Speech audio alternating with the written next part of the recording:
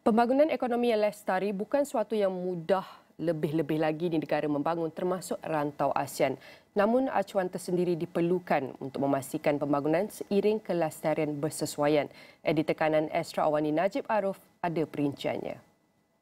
World Economic Forum 2025 di Davos, Switzerland ini sudah pasti tumpuan kita adalah suara ASEAN yang kita bawakan dengan kepengerusian Malaysia selaku negara ASEAN dan beberapa negara ASEAN lain juga turut menyertai persidangan pada kali ini, dan tumpuannya adalah melihat kepada pembangunan ASEAN yang dibawa cerita dan naratifnya. Tetapi pada masa sama, soal kemampanan dalam pembangunan tersebut juga diberikan tumpuan di Davos ini oleh negara-negara ASEAN, dan itu antara tumpuan kita untuk Niaga Awani pada kali ini. Saya berbesar hati saya bersama dengan Piyachart, iaitu Ketua Pegawai Eksekutif BRANDi and Companies, and also Global Future Council World Economic Forum.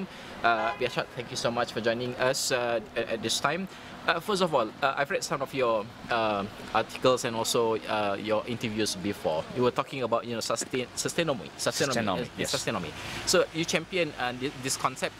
Maybe could you share with us in terms of Sustainomy and how do you define this paradigm of Sustainomy, especially in the ASEAN region? Okay. First of all, I think everyone is striving for the sustainable future. So we are not talking about sustainability solely because you are not trying to get the nature and human as the most healthy, but you don't have the economic growth.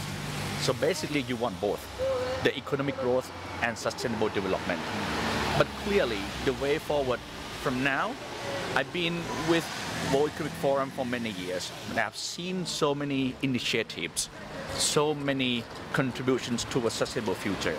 But yet, it doesn't seem at the level that we want. Why? Because it is not driven by the economic engine. So the idea of Sustainomy is simple. We bring in together how economic growth is developed and how can we try for sustainable future together as one. This is the only way forward that we can leverage the economic engine to work for the people and the planet. Otherwise, it will be just a talk without any significant impact happening very soon. So in the context of ASEAN, I believe that we are about to be the champion of the next era. Right? ASEAN has so many advantages that we can bring it up together to ensure that our collaboration in the region will help us all in every single country forward, especially in terms of connectivity between each country. So this Sustainomy allows you to see the emerging market, the market that we talk about positive impact to people and planet is the business of the future. So this is the only way forward.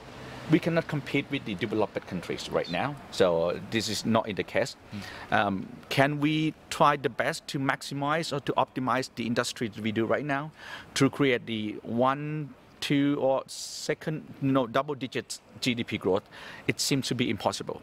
So the only key is to capture the emerging opportunities, and the future is the people, the companies, the country who can capture the opportunity of doing good to people and planet and creating the business of tomorrow. Okay, I want to talk about the cooperation responsibility in terms of sustainability, because it seems like how do you see and how do you view in terms of cooperation can align your vision for sustainability with the national policies? It seems that we have quite different and very regulatory framework in each country, in ASEAN especially.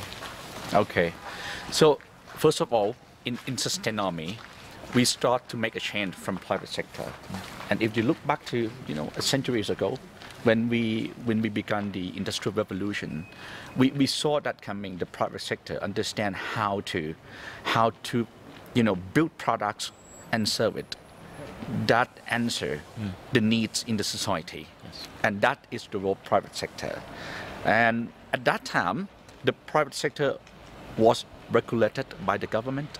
You have policy to ensure that there is a fair competition in the market, there is kinds of inclusive enough so that people can access to product and service and etc. But today, the market is so dynamic.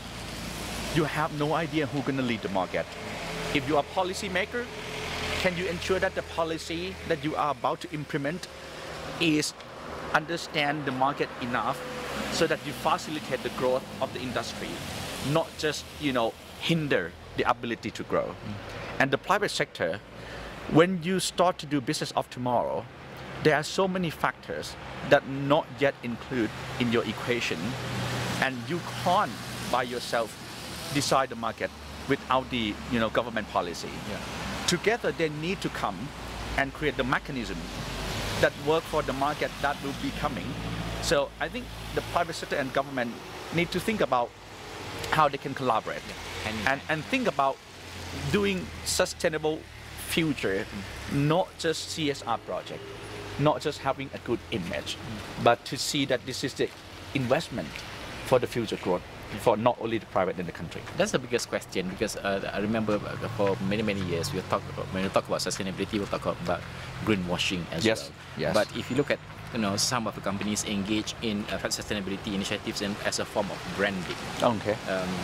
In the perspective of branding, but how do you ensure the challenge of ensuring the corporate sustainability is on the right track and create values rather than just a mere PR image? Okay, it does happen with the name of my company as well. So when you talk about a brand, there are two words that you need to separately understand. First is branding. Okay, you try to create branding by doing some kinds of advertisement, doing some kinds of public engagement, so that you earn that position from stakeholders. But building a brand, no, you have to start from the idea that you do the business, idea that you do the economic activities. What are you exactly trying to try for? What are you trying to solve? What kind of your mission you are? And you decide the value change. You decide the stakeholder engagement scenario according to that business models to make it work. For example, if you do branding, let's say you have a good product and you try to market it like a green product. You try to advertise it. But being green is not about your packaging only. It's about you getting back to your value chain and see how you manage to decrease your wasting process, how you manage to utilize natural resources at the most effective way, how you manage to ensure that everyone in the value chain understand this scenario and be a part of progress, not a part of the problems. So building a brand take this kind of movements to make it happen. So let's focus on building a brand. And if you start building a brand, you create values along the way. And that values could be monetized in the future. And this is how business should focus on, because this is the only way that you can survive in the highly competitive market. You need to find your uniqueness and grow with that perspective. Still on the corporation and also private sector, because I want to talk about the finance aspect of it. I mean, the investment part of it, because sustainability at the end of the day requires a lot of money, right? Investment, one-off or constantly and all that.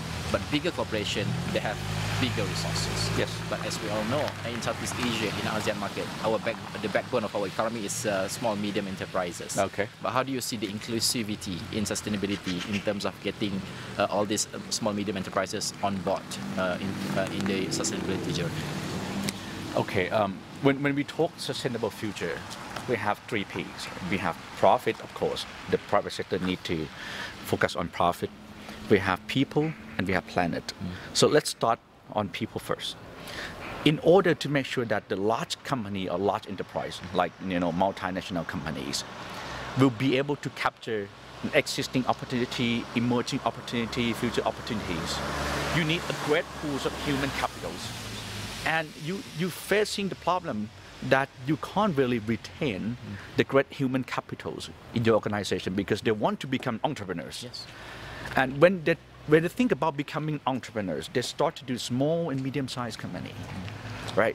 But these 2 separate companies has different advantages. Like you mentioned, large corporate, they have pools of resources. They have resources, but they have no idea and no capacity to implement it. The small medium enterprise, on the other hand, they have right mindset. They have a vision.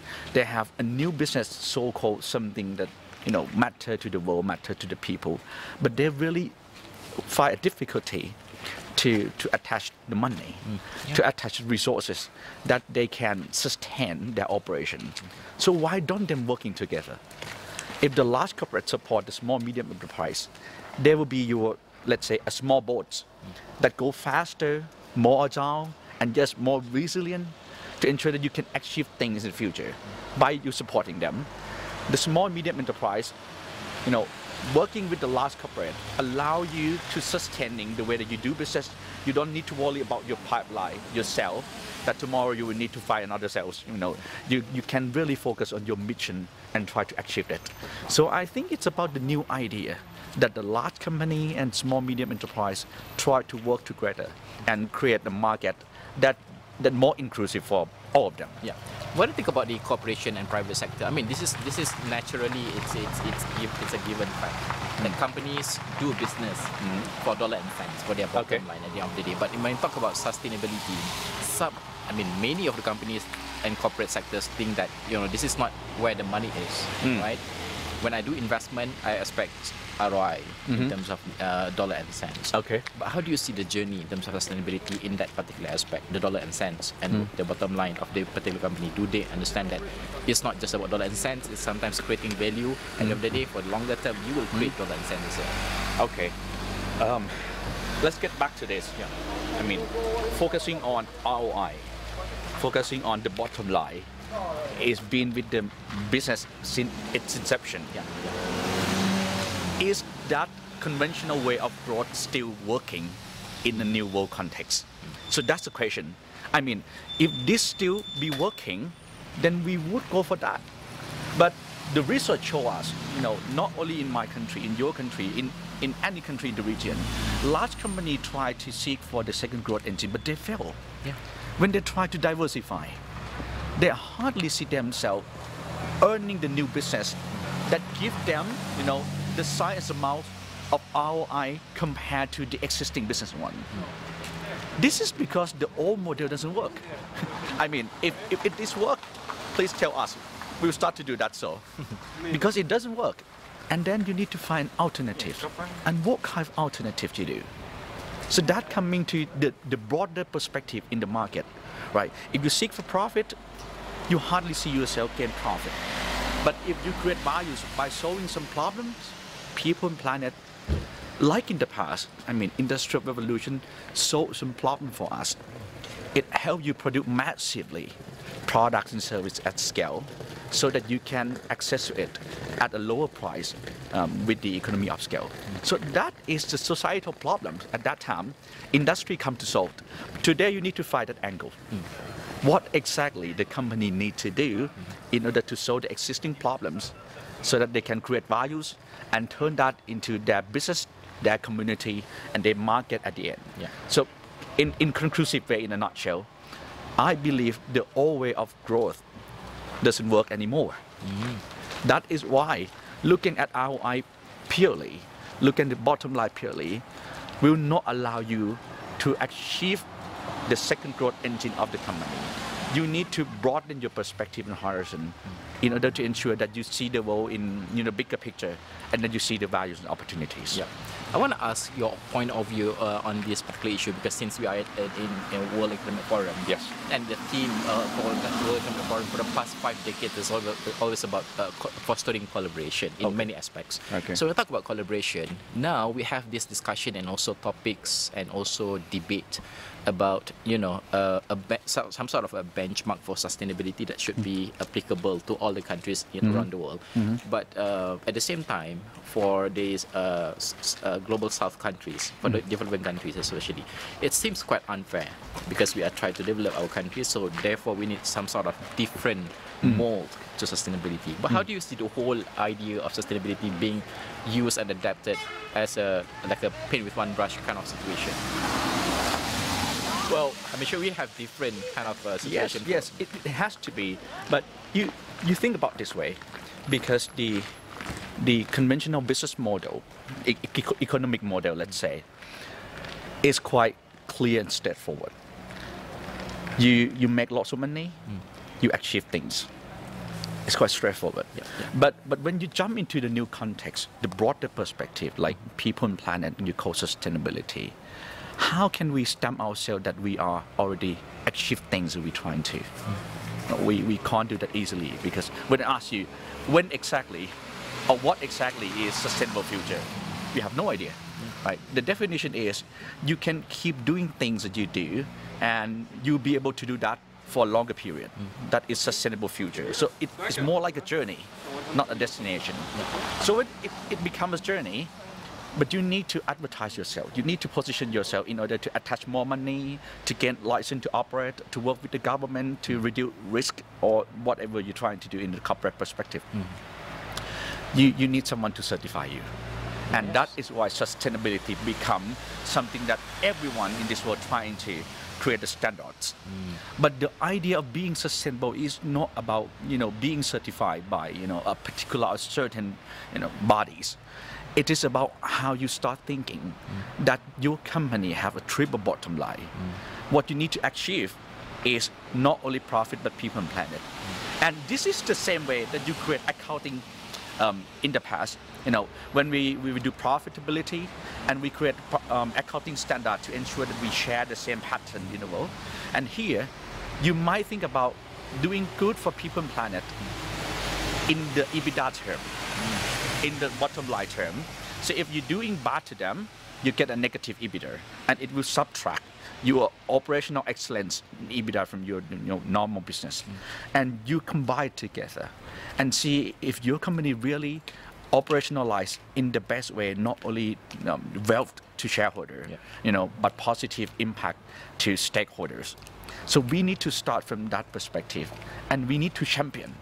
So the idea is you don't need to align with the global west, global south or south can collaborate together and find the champion of this model. What kinds of companies the champion? The champion is you look at them and you feel that they are very sustainable. You don't have many numbers, you don't have many figures, but if you dig deep into how they operate, if you dig deep to their business model, you can extract into a single element that you feel like they have a full attention on it, got it in details. So they work on things that they ensure that this is the optimization version of people, profit, planet. So they utilize natural resources as best as they can, take care of the people as much as business model allow, and they return it to shareholder as well, because the investor need money back. You can't deny that. So you create a champion, and that champion will help developing countries like us to showcase in the world, like we did in 2023. BRANDi and companies was invited to share our vision at the UN General Assembly regarding to high-level political forum, so the largest forum of the sustainable development. So we did all the 17 goals, and we ensure that this 17th goal, not the best case of course, because the science scale we did couldn't be compared to large company, but it stands at the point that all sides of the company can do in their own way a sustainable future and sustainable growth. And that is the good way that developing country will penetrate into the market and capture the values of emerging market. Okay, my final question. Yes. For ASEAN especially, are we on the right track in terms of sustainability, using our own mold and also standard in that sense? And also, how do you, BRANDi especially, envision sustainability journey in ASEAN especially, 10 years down the road? Okay. I start from this because we are at Davos. So this year the theme is the collaboration in intelligent age. So I've been with the World Economic Forum, especially the Global Future Council, on the economics of equitable transition for like these 3 years already. I believe that we talk a lot about collaboration, but we always practice competition. So that is the key. How do we strike a balance? How can we do that? Because when we share the table, we talk about the business, you keep thinking, what will I get? What do you put on the table? What will I get? It seems conversation repeatedly all the time, but we keep saying in the broader perspective in the public that we need collaboration. So instead of competitiveness, we should practice more collaborativeness, the ability to collaborate. How the private sector together can form the alliance and coalition to work in order to strengthen, the foundation of the industry. Otherwise, we all fail. Okay, and how the private sector can initiate the dialogue. You can't wait for the government. Government is too slow compared to us. You need to, ignite to them that, hey, let's have a look at the market right now. And this is not going to be healthy for the future. How can we create the mechanism that every single entity in the market, in the society, have their roles to play? And that role allow them to access to their future growth. So it has to be in that way. And the good news is, I don't think that I see this effective mechanism in any society around the globe. I think they still keep talking, keep discussing. But things get closer. More actions. Like COP29. Yeah. People seriously discuss about how to finance the transition. They're bringing the money with the movement. Before, they have a pools of money, but they really don't utilize the money. So sometimes we call, the delay is a new deny. Yeah. So just keep talking, and have not think out to the market. And then right now, it's time to start to collaborate. And it can be a showcase, again, as champions in our region and in South groups of countries. Start to think about this is the emerging market. And this is the largest opportunity that we can become developed countries in the sense of, GDP per capita, etc. And GDP itself might not reflect the growth from now. Yeah. The growth that we want should reflect the growth of people, profit, planet together at the optimum level, but keep growing and growing and growing. So in the next 10 years, I believe that the best way to drive sustainable future is we no longer need to speak about sustainability because sustainable future need to be embedded into the way that you operationalize things.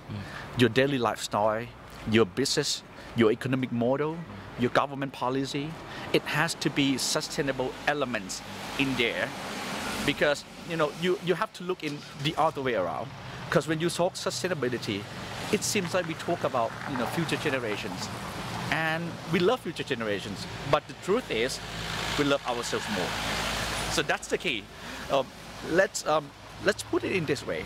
Let's try to see how can we seek for the new growth by embedding people and planet into how you operate today.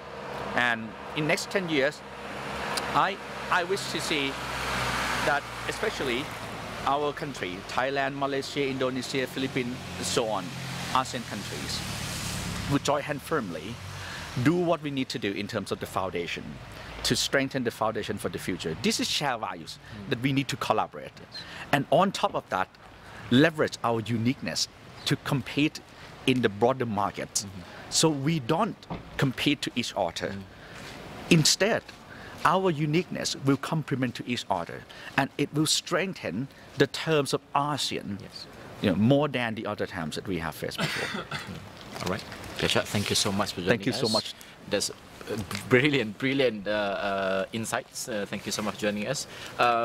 Sustainability, kemampanan kelestarian ini topik yang sangat penting di World Economic Forum dan sudah pasti Astro AWANI, Negara AWANI dan juga agenda AWANI dan juga laman web pemirsa.awani.com akan dipenuhi dengan cerita-cerita kelestarian dan isu-isu dunia yang lain. Sekian saja laporan saya untuk Negara AWANI dari World Economic Forum 2025 di Davos, Switzerland.